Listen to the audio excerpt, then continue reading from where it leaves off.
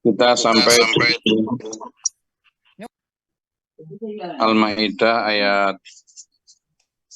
3 dan 4 ya.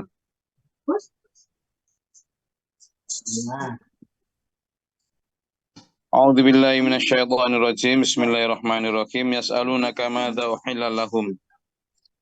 Mereka bertanya kepadamu tentang apa yang dihalalkan. Apa yang dihalalkan.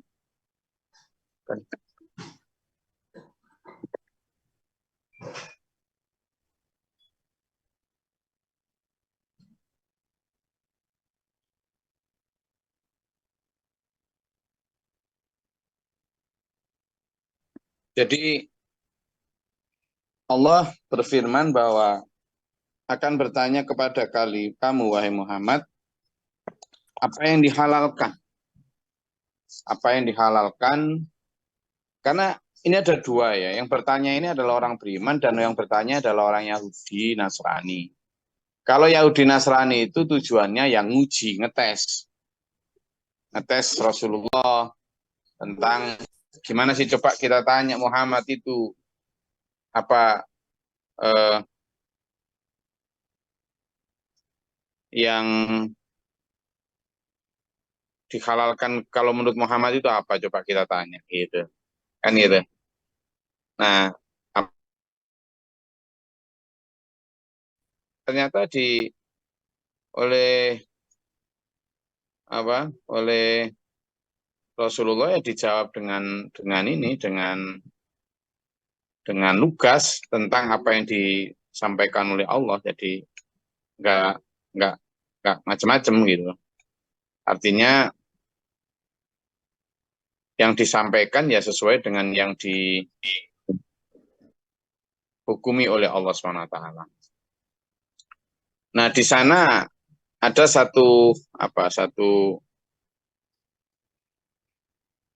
hukum yang jelas tapi hampir sama dengan apa yang ada di Taurat ya. Mereka aja yang menyembunyikan tentang apa yang halal. Di sini sampaikan madza ukhilla lahum. Lalu disampaikan qul ahilla lakumut thayyibat. Dihalalkan bagi kalian yang baik-baik. Yang baik-baik. Nah, terjemahan dari yang baik-baik ini loh, yang kadang diterjemahkan atau ditafsirkan menurut keinginan masing-masing manusia. Gitu. Keinginan masing-masing manusia. Yang baik menurut dia, oh ya kan nggak baik menurutku, itu baik menurutku. Nah, nanti akhirnya nggak ada batasan. Disitulah kemudian dibutuhkan hukum yang pasti dari Allah. Dan hukum itu diberikan secara jelas oleh Rasulullah Muhammad SAW melalui ayat ini. Nah, ayat ini menjelaskan bahwa apa yang halal, kata Allah, di sini dijelaskan, wa ma 'allamtum minal jawarihi mukallibina tu'allimunahunna mimma 'allamakum. Kamu boleh makan hewan buruan. Yang hewan itu sudah kamu ajarin untuk cara memburunya. Ya. Maka makanlah fakulu mimma amsakna 'alaikum. Makanlah, boleh kamu makan apa yang ditangkap oleh binatang buruan itu untuk kalian. Binatang itu harus gini ya. Satu syarat diantaranya adalah binatang itu harus berburu itu bukan untuk dirinya. Ya. Jadi harus berburu untuk dirinya, harus berburu untuk sampean.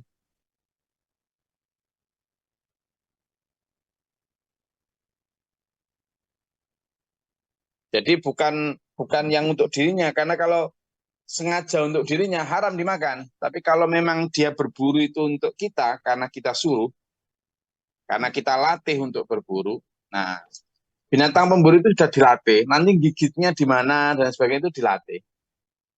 Jadi dia yang gigitnya harus misalnya di leher, sehingga langsung membunuh, tidak menyiksa, sehingga dia mati, gitu, ya, tidak tersiksa. Gitu. Ini yang kita semua kemarin sudah ditanyakan. Satu di antaranya adalah gimana kalau oleh Mas Wahyu kalau nggak salah kemarin. Gimana kalau anjing? Ya sama. Memang kebanyakan binatang pemburu itu anjing. Jadi nanti ketika apa berburu lalu kena pada gigitannya itu, ya itulah yang dicuci. Sama tetap mengikuti hukum fikih seperti biasa ya. Makanya anjing itu kan boleh untuk dua keperluan. Satu untuk menjaga kebun atau menjaga properti kita. Yang kedua adalah untuk berburu. Hal itu meskipun dibolehkan kayak anjing itu, tetap saja harus mengikuti hukum fikih. Anda tidak boleh kemudian karena itu dibolehkan lalu bisa seenaknya misalnya tidak mengabaikan tentang hukum najis. Tidak, tetap harus mengikuti. Jadi kalau kena pakaian kita atau apa ya tetap harus dicuci. Tetap harus.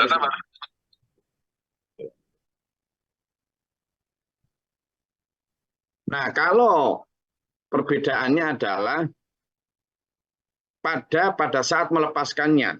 Di situ disebut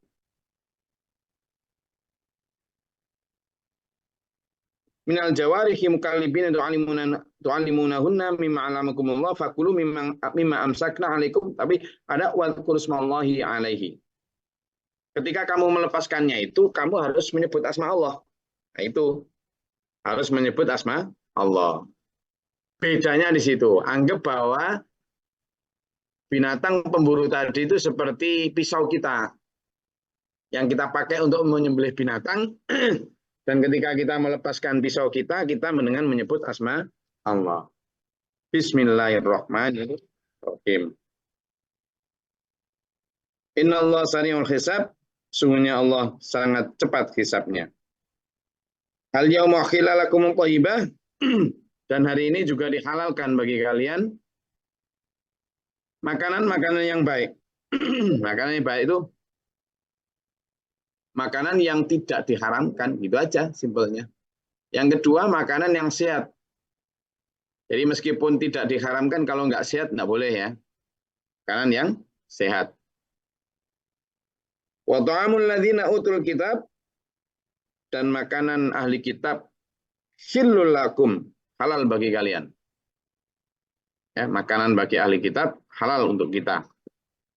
Ini juga harus jadi pelajaran dan dasar hukum kita.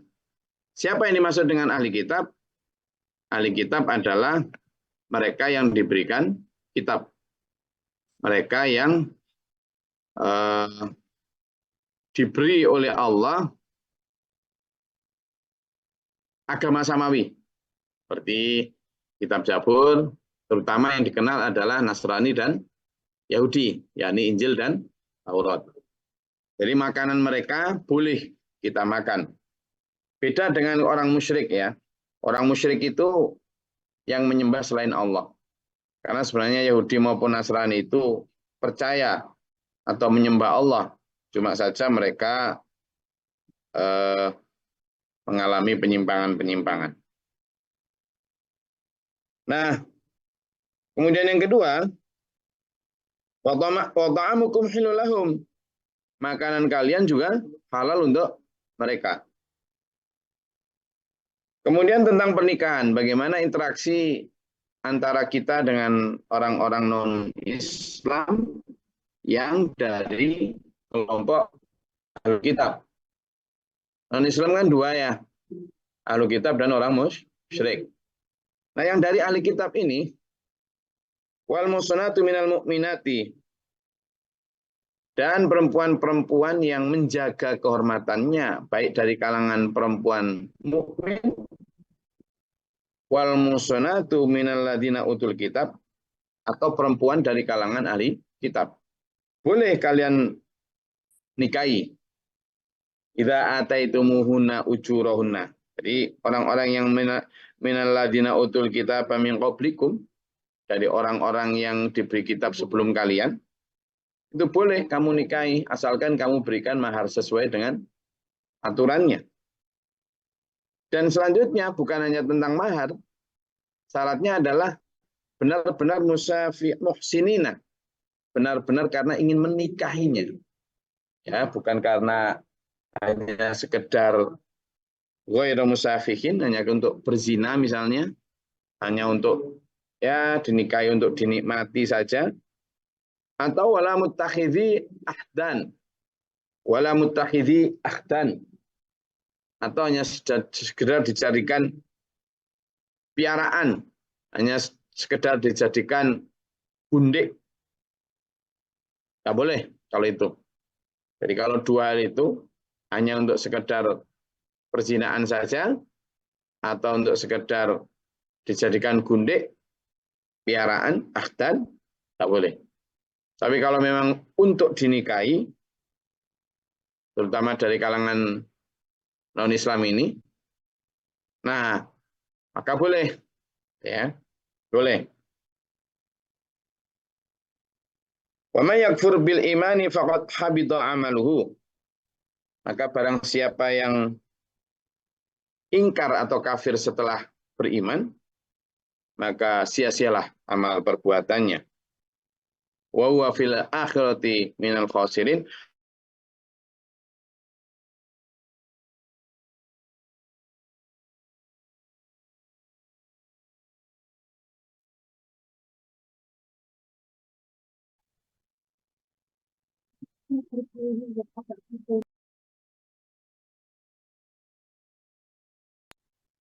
Maka di sini disampaikan bahwa kehendak untuk benar-benar mentaati Allah itu harus dikembangkan, ya. Wa fil akhirati minal khasirin, karena kalau nggak begitu di akhirat akan sangat merugi, itu, ya.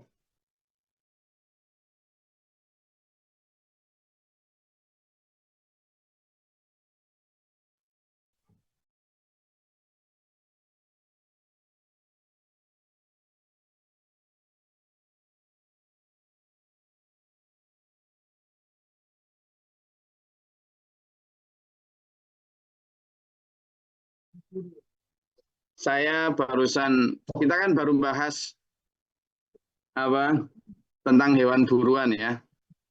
Lah kok di depan saya barusan lewat kucing dapat tikus buruan, ya. Ada, saya sampai mau jingkat saya itu kalau ada tikus itu, iya, itu ada, tuh, ini di ewer-ewer di depan saya ini tikusnya ini 2 kali lewat, kayaknya pamer dia. Nih, kamu bicara hewan buruan nih, tak tunjukin cara berburu kayak gitu dia. Soalnya selama ini kadang tak tak hina-hina mereka itu. Kamu ini kucing rumahan, nggak bisa berburu. Ah ini dia marah dia. Dia tunjukkan kemampuan aslinya dia. Barusan lewat ini. Saya mau melompat. Misalnya kalau sama tikus itu saya mending hadapan serigala daripada tikus. Memang nggak pernah serigala juga, ya. Tapi ya itu tadi. Jadi hewan berburu terutama adalah hewan yang memang sudah terlatih untuk berburu. Ya biasanya memang anjing, ya. Anjing yang paling paling mudah untuk dilatih itu ya anjing. Enggak kok nyinggung kamu kucing. Kamu kan berburu karepmu dewe. Tapi ya baik juga sih. Nanti tersinggung kamu. Nah, jadi maksudnya anjing ini satu di antara yang memang diciptakan Allah untuk dilatih untuk bisa berburu. Nah, dari skema itu dulu kita benar-benar bersyukur, ya. Jadi orang Islam itu benar-benar bersyukur. Kenapa? Karena kita kemudian benar-benar diajak Allah untuk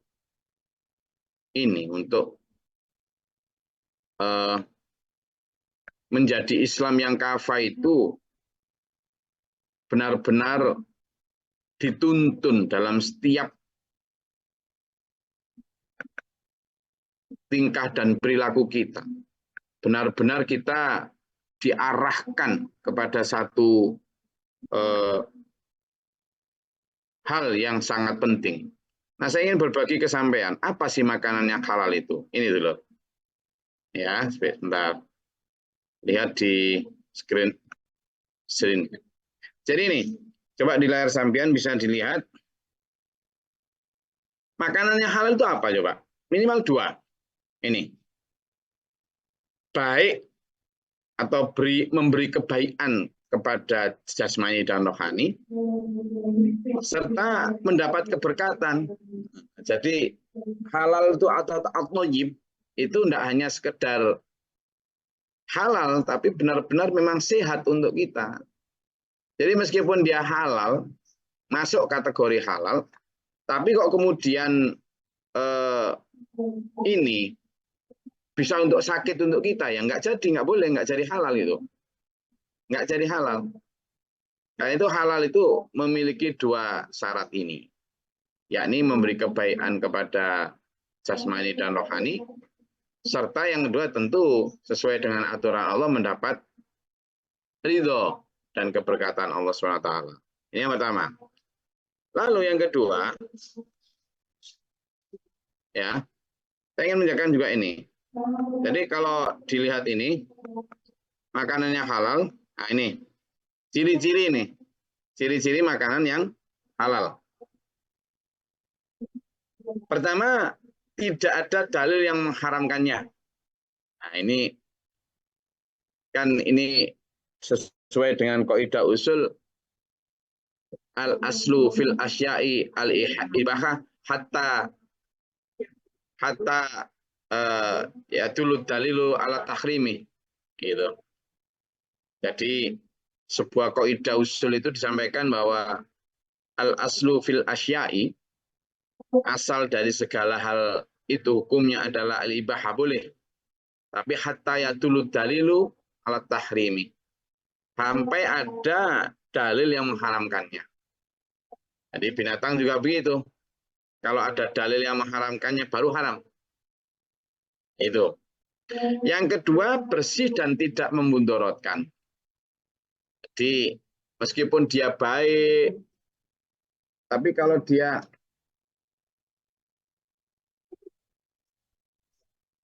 dia nanti memundorotkan, ya tidak baik. Ya. Kemudian ciri makanan yang halal yang ketiga adalah ya jelas disebutkan halal dan disembelih. Ya, kalau binatang darat disembelih. Beda kalau ikan ini ya. Tuh. Kemudian tumbuh-tumbuhan yang tidak beracun. Ya. Jadi meskipun dia sorry. Apa yang bisa dia? Sebentar.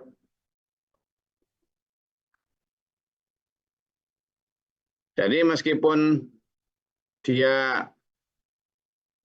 halal, ya tidak disebutkan haram di dalam Quran, tapi kok kemudian dia beracun, ya haram, ya itu namanya memberikan mudorot, kan tidak boleh. Ini binatang yang makanan yang halal. Bagaimana dengan makanan yang haram? Ini, ya. Satu diantaranya adalah makanan haram itu yang memberi kemudorotan dan tentu yang tidak mendapatkan ridho Allah. Makanan yang haram yang membuat kerusakan untuk tubuh kita, yang menjadikan tubuh kita tidak makin punya energi, tidak makin baik, tapi malah rusak atau malah sakit. Dan yang jelas, kalau haram adalah yang tidak diridhoi Allah, yang jelas-jelas ada hukum yang mengharamkannya. Sebagaimana yang ciri-cirinya, ini ciri-cirinya, ya, ini ciri-cirinya. Binatang yang halal, aslinya ada yang halal. Jadi halal tetapi dia disembelih tanpa menyebut Allah, ya jadi haram dia. Jadi awalnya halal, tapi kalau disembelih tanpa menyebut asma Allah, dia menjadi haram. Yang kedua, semua jenis bangkai Binatang darat ini ya. Khinzir atau babi, anjing dan keturunan daripadanya. Anjing ini maksudnya binatang-binatang yang najis ya. Yang keempat, ketiga adalah makanan yang beracun dan memudaratkan. Tidak hanya itu, tapi yang keempat makanan yang haram adalah yang jelas meskipun kayak halal tapi itu barang anak yatim atau makanan yang didapat dengan cara yang terlarang. Atau makanan yang didapat dengan cara yang terlarang. Dia menjadi haram.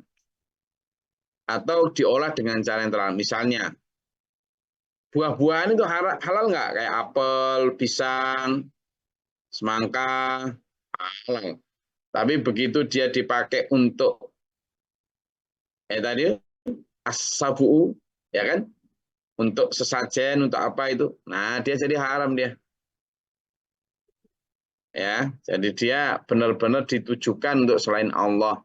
Misalnya untuk nyadran ke kuburan, untuk larung di Lolo Kidul yang kemarin-kemarin itu di samping memakan harta anak yatim itu jadi hartanya jadi haram, juga harta yang ditujukan untuk atau sesembelihan atau makanan yang dengan cara terlarang tadi. Oke, itu sementara. Silakan kalau ada yang mau ditanyakan, monggo.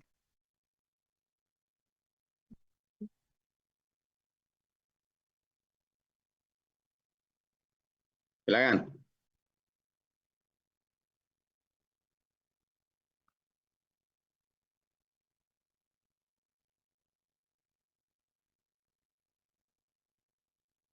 Monggo.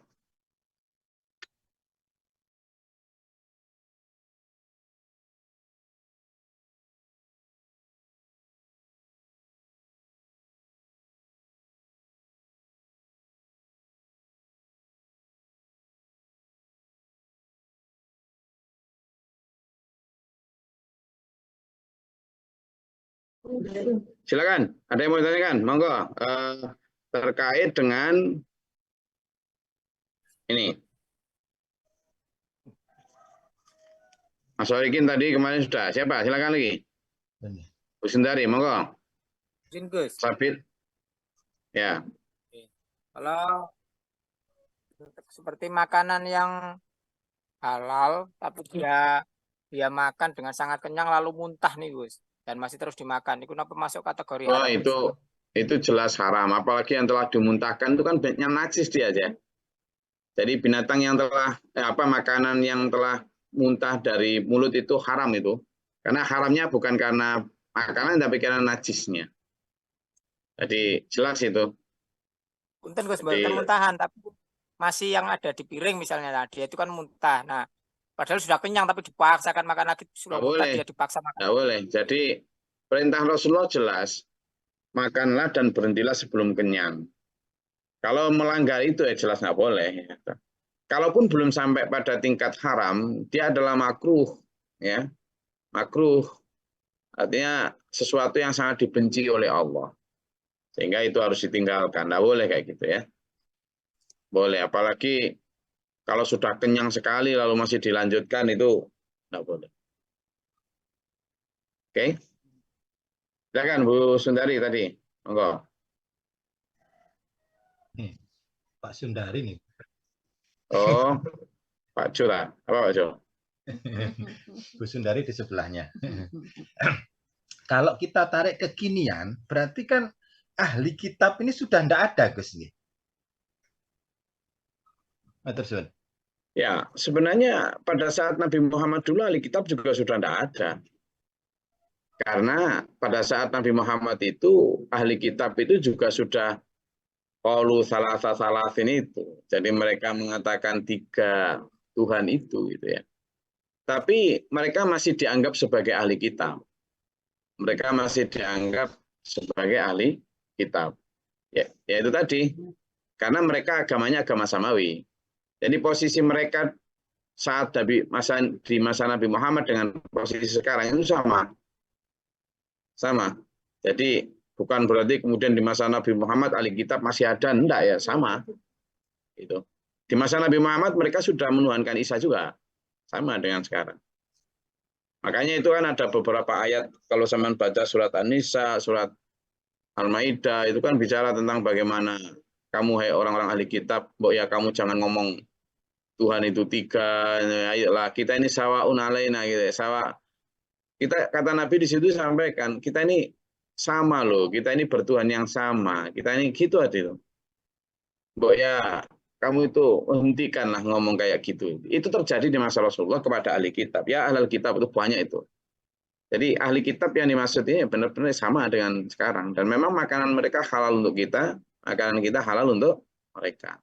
Demikian pula untuk perempuan yang dari ahli kitab halal untuk kita nikahi.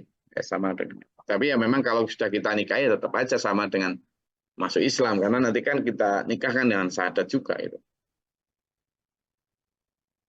Sebenarnya itu politiknya umat Islam juga itu. Bagaimana boleh kamu nikahi, gitu. Tapi kan sebenarnya mereka ya harus masuk Islam juga kan. Jadinya ketika kita nikah ya jadi Islam lagi sama. Izin Gus. Ya, Saya atau siapa? gimana Bu Dia? Oke. Gimana Gus hukumnya yang makanan halal yang disembelih oleh maaf Islam Syiah yang mengaku juga sebagai Islam kan? Ya, kalau mereka selama masih mengakui sebagai Allah sebagai Tuhan dan juga Bismillah ya mereka hampir sama. Kalau misalnya pun tidak dianggap Islam, mereka tetap sama seperti ahli kitab ya. Bahwa mereka masih mengikuti agama samawi, dan kalaupun kemusyrikan misalnya dilakukan atau orang Syiah yang kemudian terlalu memuja-muja Ali atau memuja-muja kubur Ali dan sebagainya. Ya bukankah kita yang di ahli sunnah juga, misalnya Sunni, bukan Syiah, perilaku-perilaku memuja-muja kuburan itu banyak juga. Itu. Apakah kemudian makanan mereka haram? Ya enggak ya. Jadi selama mereka masih bertuhankan Allah, sama seperti ahli kitab itu, ikut masuk dalam hukum ini, bahwa ta'amukum hilul lahum wa ta'amukum hilul lakum. Oke. Ada lagi?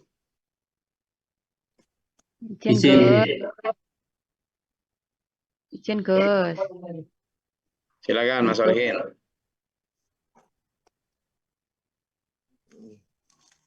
Mas Solihin Nganjuk. Iya, siap Gus.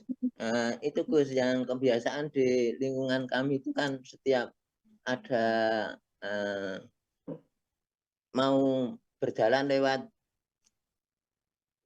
berantas itu kan ada orang yang meletakkan, ini berarti itu termasuk haram Gus.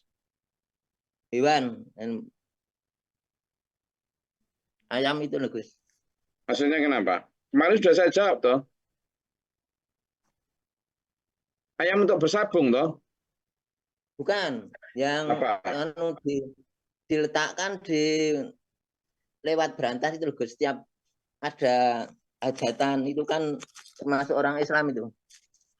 Ya, tadi sudah saya sampaikan. Jadi makanan yang dipakai untuk sajen, mau diberantas, mau diberantas, mau dilestarikan, sama aja. Tempat itu sama aja. Saya tadi udah ngasih contoh di Laut Roro Kidul apa aja, berantas apa ya sama aja gitu. Jadi jawabannya ya sama, haram. Jadi nanti kalau diberantas kemudian besok ditanyakan lagi tentang gimana kalau di sungai apa, ya sama aja. Mau di Amazon, mau di apa, kalau itu ditujukan untuk selain Allah tetap haram gitu. Jadi, tidak penting sungainya di mana gitu. Jelas Mas Origen? Siap Gus. Tidak penting tentang sungainya, tetapi tentang kenapa dan untuk apa itu. Itulah. Karena kalimatnya adalah wa ma uhilla li ghairil. Lagi? Izin Gus. Sabah, silakan. Sabah siapa ini? Monggo. Masalah apa yang hampir sama, tapi ini bukan hewan seperti buah-buahan yang disembahkan untuk sesajen atau Tadi untuk sudah saya dibelanjakan. jawabkan. Tadi sudah saya sampaikan, ya kan? Saya sampaikan di awal bahwa apel atau kelapa atau apapun awalnya halal. Tapi kalau itu disajikan untuk kepentingan itu ya jadi haram dia. Jadi haram. Di awal tadi saya sudah sampaikan kalau salah, iya toh? Ya, pada saat menerangkan tadi sudah saya sampaikan. Ya, jadi begitu Mas Abah, Misbah. Mungkin Izin Gus. ngantuk mungkin. Walaupun Izin untuk Gus. orang lain, Gus, ya. Maksudnya kan bukan misalnya orangnya yang buat sajennya. Nah, orang lain misalnya lewat berangkat mau ke kebun terus lihat makanan itu tetap tidak boleh. Tidak boleh, tidak boleh. Karena makanan itu sudah memang disajikan untuk itunya. Jadi kecuali kalau ya, boleh kalau gerangsang. Makanya tuh jangan gerangsang. Ada makanan gitu, mau cari yang lain dulu. Tapi memang ada anak-anak nakal yang kemudian nyari yang kayak gitu-gitu di nyari itu.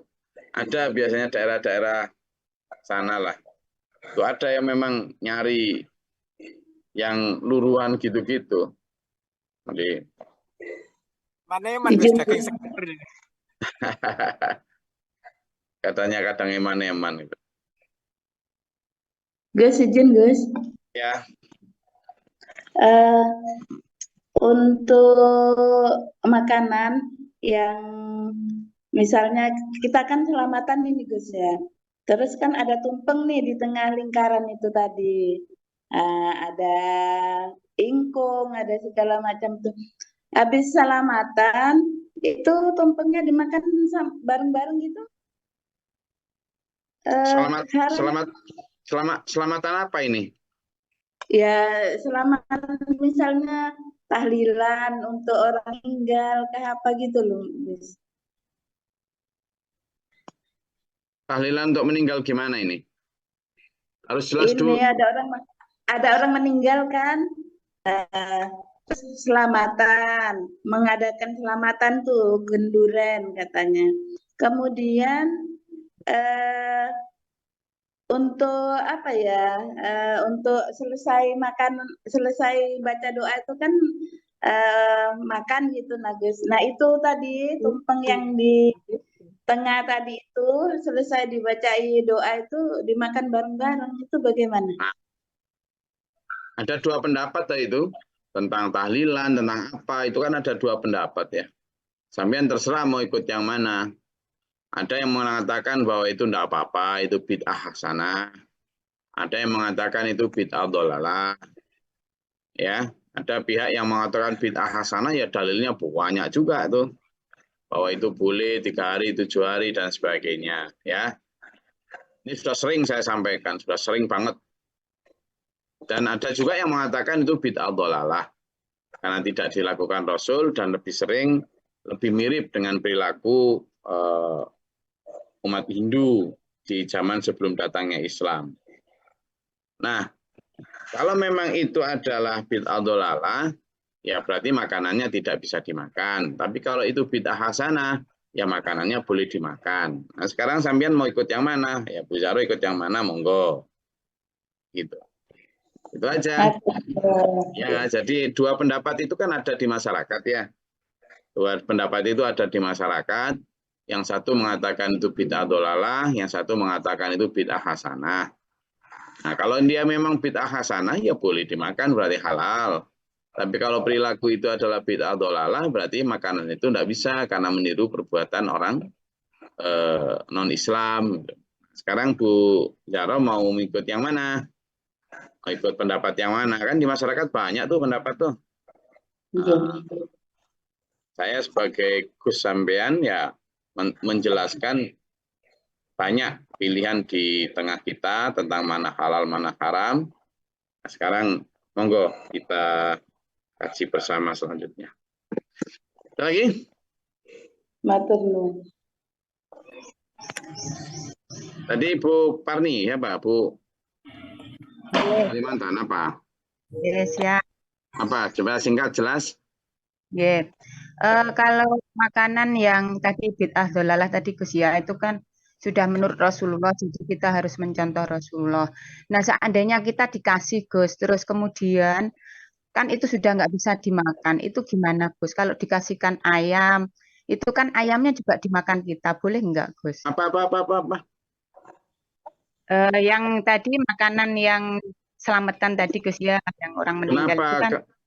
Jawaban saya tetap sama dengan Bu Diah tadi ya. Silakan nanti kalau menganggap itu bid'ah dolalah atau bid'ah hasanah, silakan memilih sesuai dengan keyakinannya.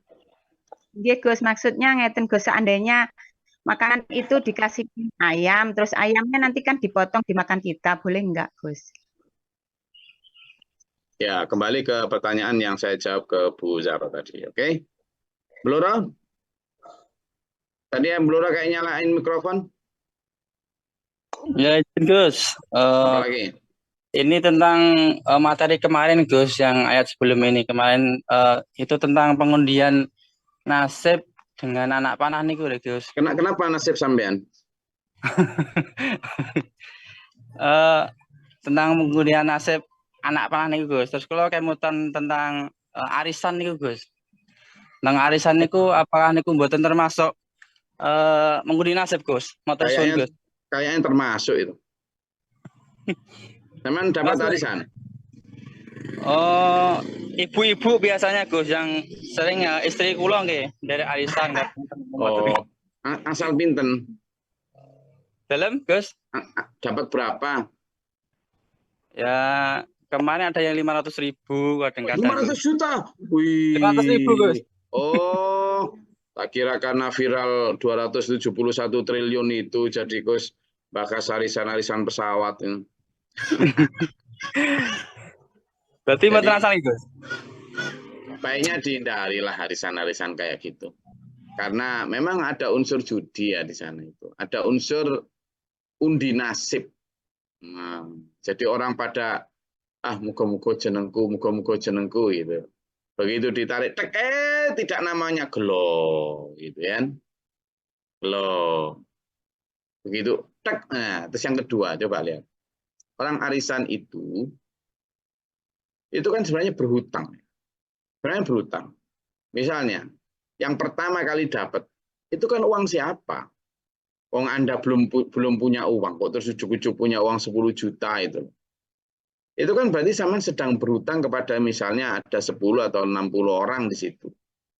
Ya kan? Lalu kemudian nanti yang kedua. Yang kedua ini biasanya dapatnya itu ya sudah mulai berkurang. Kenapa? Karena yang pertama ini kadang sudah mulai males bayar karena dia sudah pernah dapat. Bayangkan yang orang yang ke-60. Dia harus nyicil terus sampai dapat itu. Padahal di masa yang selanjutnya itu barang-barang kadang udah naik tuh. Nah, di sini ada unsur untung rugi, ada unsur yang terakhir itu yang biasanya dirugikan. Karena kadang ketika yang terakhir akan dapat itu arisan itu sudah pada satu persatu hilang. Nah, yang kayak gitu itu yang ketidakpastian itu. Selain memang mengundi nasib itu yang sebaiknya dihindari. Iya, siap, Gus. Matur suwun, Gus. Apalagi cuma 500.000. Mengundi nasib gimana, Gus, maksudnya? Arisan itu kan lot ya. Jadi nomornya, namanya ditaruh di kocok gitu kan.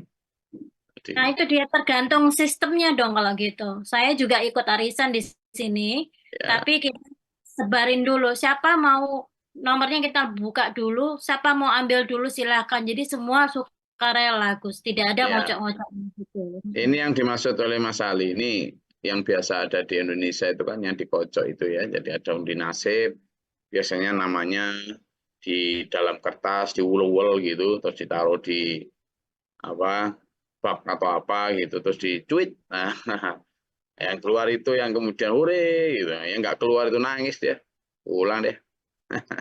Nah, yang kayak gitu yang haram yang kayak gitu. ya saya tidak bisa mengatakan haram karena memang nggak ada hukum yang ininya, tapi kalau dikiaskan kepada Al-Azlam kemarin itu dia bisa haram gitu ya. Tapi jauh lebih tidak disarankan untuk mengikuti yang seperti itu kalau memang ada unsur apa itu tadi undian tadi ya. Saya rasa itu kajian kita pada pagi hari ini. Oh, kayaknya sedikit ini yang hadir, mungkin ngantuk karena sahur kekenyangan. Jadi iya, biasanya kan sampai 160, ini ada berarti 30-an yang nggak hadir ini. Ketua kelasnya siapa ini? Kayaknya pada Mudik, Gus. ngantuk. Apa Mas Habib? Mudik, Gus. Oh, pada mudik. Oh, udah pada mudik nih. Boten, karena banyak yang gabung, Gus. Jadi tidak mempengaruhi. Banyak apa, Pak Jun? Banyak yang bergabung. Oh, gitu, tak? Masing-masing. Nah, sekarang banyak yang berkelompok karena banyak yang sahur bareng, Gus. Oh, gitu. Baguslah. Ya sudah, enggak apa-apa. Husnudon gitu enak akhirnya. Alhamdulillah. Mudah-mudahan Allah merahmati kita. Semangat terus. Ya, loyalis semangat terus ini. Biar kita, ya, karena ini saya seharian kemarin tanda tangan buku banyak sekali ini. Samaan dan saya itu harus membiasakan ya, setahun itu minimal baca buku itu 2 atau 3 itu buku baru, sehingga otak kita itu diisi oleh pengetahuan-pengetahuan yang baik. Memori kita itu nggak ada hanya diisi oleh konten-konten TikTok, YouTube nggak jelas itu, tapi diisi oleh oleh ilmu-ilmu baru. Ya, saya juga berjanji pada diri saya untuk insya Allah setahun itu minimal nulis buku 1 minimal. Kalau bisa menulis buku 2 tentang hal-hal baik. Teman siap berbagi? Mau? Baca buku? Loh, kalau nggak mau nulis minimal mau baca gitu loh. Mau, Gus, baca, Gus. Baca. Mas ya sudah dapat buku saya belum? Belum, Gus. Nah, nggak pesen kok, nggak niat kok. Wong saya nulisnya itu hampir setahun tanpa berhenti. Kalau tulisannya dibaca, Gus. Saya ada buku itu tentang pesantren, tentang pendidikan, tentang pengorbanan para TPU apa segala macam itu. Insya Allah, ya insya Allah tahun depan, ya tahun inilah mudah-mudahan sudah jadi. Saya sedang nulis buku juga tentang bagaimana strategi dakwah, insya Allah. Baik dakwah kepada orang tua, kepada anak, kepada sesama masyarakat. Itu. Tunggu tanggal mainnya. Tapi harus mau baca, bukan hanya beli terus kemudian disimpan, dibaca. Jadi pikiran kita itu, coba itu orang-orang luar negeri itu, budaya literasinya tinggi. Orang Indonesia ini yang dibaca itu apa? Infotainment. Ya, bismillah. Alhamdulillah, mudah-mudahan bermanfaat faedah. Allahumma sholli wa sallim barik ala sayyidina Muhammad wa ala alihi washabihi ajmain. Allahumma fil lil mu'minin wal mu'minat wal muslimin. Allahumma atina fi man hadayta wa afina fi man afayta wa barik lana fi ma atayta wa qina syarra ma qadayta fa innaka tabarakta rabbana wa ta'ala alhamdulillah wa qad astaghfirullah. Allahumma da'fana al-bala wal wafa wa hastina min sunni syush. Rabbana wa la taj'alna fi al-qawmi dhalimin. Rabbana wa nafaktubna ma syahidin rabbana la tuzigh qulubana ba'da idh hadaytana wa hab Allahumma fadiri samawati wal ardi min ghaibi wa syahadati rabb kulli man kawshada la ilaha illa أعوذ بالله من شر البلاء والوباء ودرك الشقاء والسوء والغضاء شماتة الأعداء اللهم نسألك الهدى سبحان ربك رب العزة عما يصفون وسلام لله رب العالمين السلام عليكم ورحمة الله وبركاته Waalaikumsalam. بالقرآن اجعله لنا إماما ونورا وهدى ورحمة